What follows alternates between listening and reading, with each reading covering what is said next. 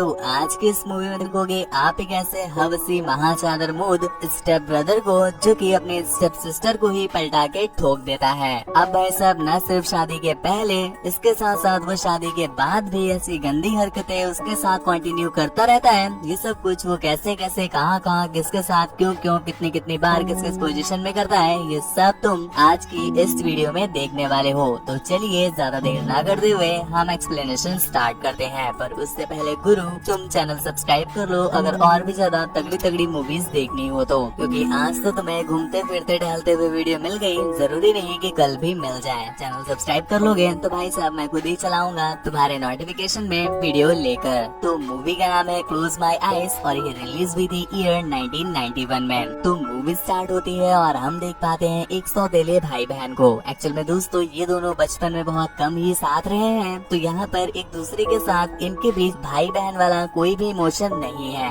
तो यहाँ पर वो देखता है कि नेटली किसी बात को लेकर के उदास है, हताश है, निराश है। तो जब वो उससे पूछता है तो वो बताती है कि उसका ब्रेकअप हो गया है और यहाँ पर उसके बॉयफ्रेंड ने पहले तो उसे अच्छे से ठोक बजा लिया है, बिल्कुल फाड़ के रख दी और अब वो शादी नहीं करना चाहता। और ये बात जब वो रिचर्ड को बताती है तो रिचर्ड उसे थोड़ा सा अच्छा फील कराने के लिए बाहर घुमाने ले जाता है, उसे काफी ज्यादा एंजॉय कराता है, काफी ज्यादा बातें करता है, बाहर खाना खाता है वगैरह वगैरह, जिससे नेटली का भी मूड काफी अच्छा हो जाता है और वो इतना ज्यादा भावनाओं में बह जाती है कि वो रिचर्ड को ही चुम्मा दे देती है। जिसके अगले ही पल नेटली को रियलाइज हुआ कि वो उसकी स्टेप सिस्टर है, परंतु यहाँ पर रिचर्ड को घंटा रियलाइजेशन नहीं होता। वो तो और भी ज्यादा खुश हो जाता है कि चुम्मा मिल गया बाबू, मतलब चुम्मी मिल गई है तो बच्ची भी मिल ही जाएगी। खैर इसके कुछ दिनों के बाद रिचर्ड को अपने जॉब के सिलसिले से बाहर जाना पड़ता है, पर यहाँ पर नेटली उससे बोलती है कि वो उसे कॉल तो करेगा ना और मिलता रहेगा ना, जिस पर रिचर्ड भी हाँ बोल देता है और वो निकल जाता है। पर हम देख पाते हैं सीन शिफ्ट होता है 2 सालों के बाद और यहाँ पर एक भी बार रिचर्ड ने नेटली से बात करने की कोशिश नहीं की थी, जिस पर अब 2 सालों के बाद नेटली उसे कॉल करती है और उससे बोलती है कि तुम तो मुझे एक दिन बाद ही कॉल करने वाले थे और मुझसे मिलने आने वाले थे, क्या हुआ तुम भूल गए क्या कि मैं तुम्हारी स्टेप सिस्टर हूँ। जिस पर हम यहाँ पर रिचर्ड को देख पाते हैं जो कि अपनी ही सेक्रेटरी के साथ धगा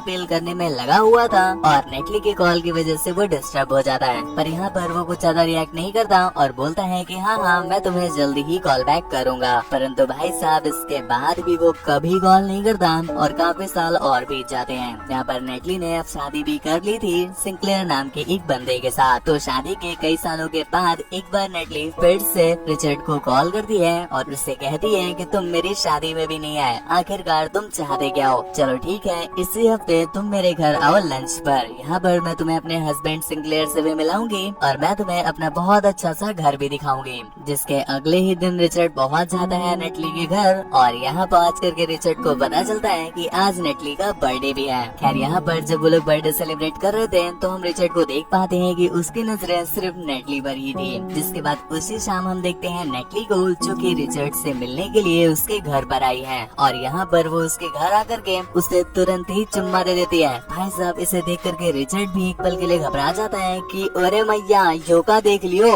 लेकिन इतने में ही अगले पल नेटली खुद ही पीछे हो जाती है क्योंकि उसकी भी फट रही थी कि उसने क्या कर दिया। पर भाई साहब अब तुम रिचर्ड को तो जानते ही हो, एक नंबर का हवसी लौंडा, उससे अब रहा नहीं जाता और वो तुरंत ही नेटली को घोड़ी बनाकर उसे पीछे से ठोकने लग जाता है। इस बीच हम देख भी पाते हैं कि नेटली उसे रोकती नहीं क्योंकि उसका भी कहीं न कहीं घोड़ी बनने का मन था। खैर दमदार ठुकाई के बाद नेटली उससे बोलती है कि ये हमारा इस बार आखिरी था क्योंकि अब मेरी शादी हो गई है और ये बात अगर ज्यादा फैल गई तो मेरे तो फड़वे लग जाएंगे। जिस पर यहाँ पर हम देख पाते हैं कि रिचर्ड उसे कुछ भी नहीं कहता और उसके अगले ही दिन नेटली का हस्बैंड सिंक्लेयर उसे मिलने के लिए बुलाता है और यहाँ पर वो उसे बातों ही बातों में बताता है कि वो एक फैमिली ट्रिप पर जा रहा है और तुम्हें भी हमारे साथ आना है। रिचर्ड जो कि मौके की तलाश में ही है तो ये मौका वो कैसे ही मिस कर देता और यहाँ पर वो पूरा टाइम पिकनिक में बस नेटली को ही देख रहे थे, जैसे मानो आंखों से ही बजा देंगे उसको। ये सब कुछ देख करके नेटली का दिमाग खराब हो जाता है और वो वहाँ से उठकर कुपचे में चली जाती है। पर यहाँ पर रिचर्ड भैया भी उसे सूंघते सूंघते उसकी लेने के लिए पीछे पीछे वहाँ पहुँच जाते हैं, परंतु यहाँ पर खुला एरिया था तो इनका कार्यक्रम हो नहीं पाता। तो इसी उम्मीद में पिकनिक से लौटने के बाद एक बार फिर से वो नेटली के घर जाते हैं अपना अगला ठुकाई का प्लान शेड्यूल कराने के लिए। पर यहाँ पर नेटली उसे साफ साफ मना कर देती है कि उस दिन वो एक गलती थी और बार बार हम गलती रिपीट नहीं करेंगे। परंतु भाई साहब अब क्या, रिचर्ड का रॉकेट तो चढ़ चुका है और लॉन्च तो कराना ही पड़ेगा। जिस पर नेटली उससे बोलती है कि चलो ठीक है, हम इस बारे में बात करेंगे।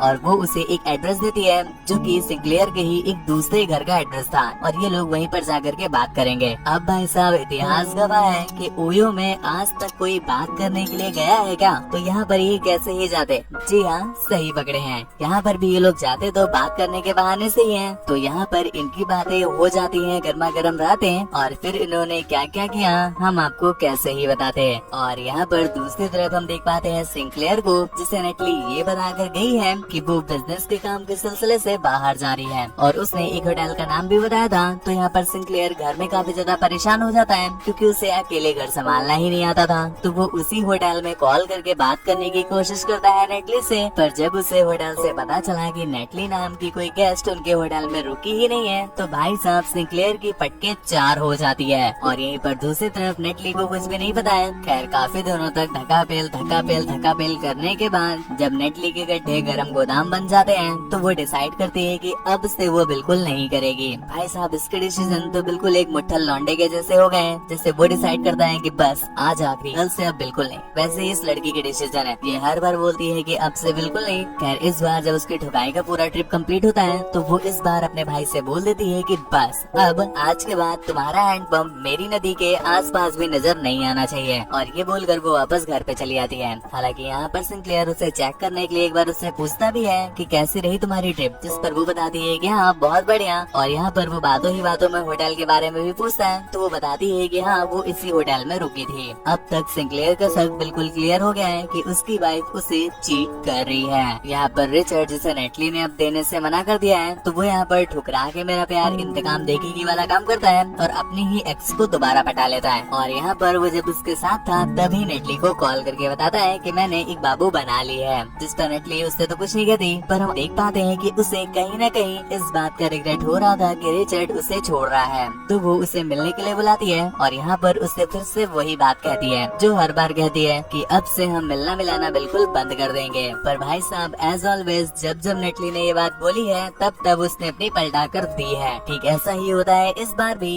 कि डायलॉग बोलने के बाद वो घोड़ी बन जाती है और वो पीछे से अपना घोड़ा उसकी घोड़ी में दे देता है। और यहाँ पर होता है इनका जम के धक्का पेल। और इसके बाद फाइनली कुछ ज्यादा ही स्ट्रिक्ट होकर के नेटली बोलती है कि आज के बाद तुम अपना हैंड पंप मुझे कभी मत दिखाना। और ये बोलकर वो वहाँ से चली जाती है। जैसे करते करते काफी दिन बीत जाते हैं और यहाँ पर रिचर्ड नेटली की याद में हिलाए बर्बाद होता जा रहा है। और अब उससे हिला रहा नहीं जाता तो वो जाता है सीधा सिंक्लेयर का घर नेटली से मिलने के लिए। पर यहाँ पर नेटली घर पर मौजूद नहीं थी तो सिंक्लेयर उसे अपने साथ चलने को बोलता है। और यहाँ पर बातों ही बातों में सिंक्लेयर ने उसे बताया कि मुझे मेरी वाइफ पर अर्थात तुम्हारी सिस्टर पर शक है, क्योंकि एक बार वो बिजनेस की ट्रिप बोल करके बाहर गई थी पर वो तो किसी होटल में रुकी ही नहीं थी। ये बात जब रिचर्ड ने सुनी तो भाई साहब उसकी तो फटके हाथ में ही आ गई। पर यहाँ पर वो कुछ भी रिएक्ट न करते हुए बस उसकी बातों में इंटरेस्ट लेकर हाँ करने लग जाता है। खैर कुछ देर के बाद नेटली भी वापस आ जाती है। तो यहाँ पर नेटली रिचर्ड को बताती है कि मैं अपने हस्बैंड के साथ अमेरिका शिफ्ट होने जा रही हूँ और तुम अब यहाँ पर बैठ करके बस हिलाते रहना। इस बात से बेचारा रिचर्ड काफी ज्यादा टूट जाता है कि भाई साहब एक ही सोर्स था उसे लेने का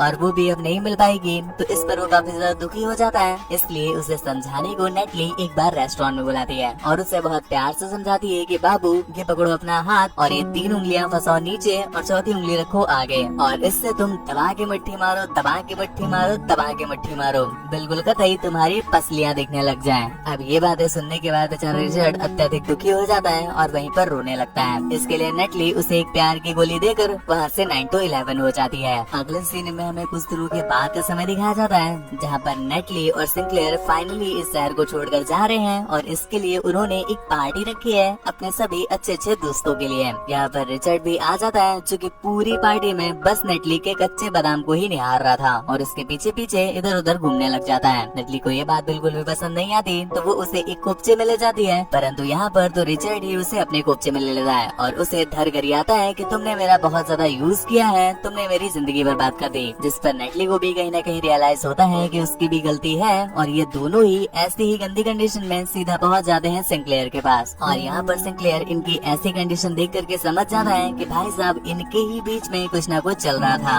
और यहाँ पर वो उन दोनों को क्लियर करता है कि एक्चुअल में हम लोग कहीं भी नहीं जा रहे हैं, ये तो मैंने जानबूझ करके अफवाह फैलाई थी ताकि मैं ये जान सकूं कि आखिर आखिरकार नेटली का आशिक है कौन। हमारे जाने की बात से उसकी तो झाड़ियाँ जल जाएंगी ही, और भाई साहब किसी और की नहीं बल्कि तुम्हारी ही झाड़ियाँ जली, और मैं समझ गया कि तुम ही हो नेटली के आशिक। खैर यहाँ पर सिंक्लेयर उन दोनों को ही माफ कर देता है, सिर्फ एक शर्त पर कि ये लोग ऐसे कांड यहीं पर बंद कर देंगे, जिस पर वो दोनों ही एग्री कर जाते हैं और फाइनली यहाँ पर मूवी की एंडिंग हो जाती है।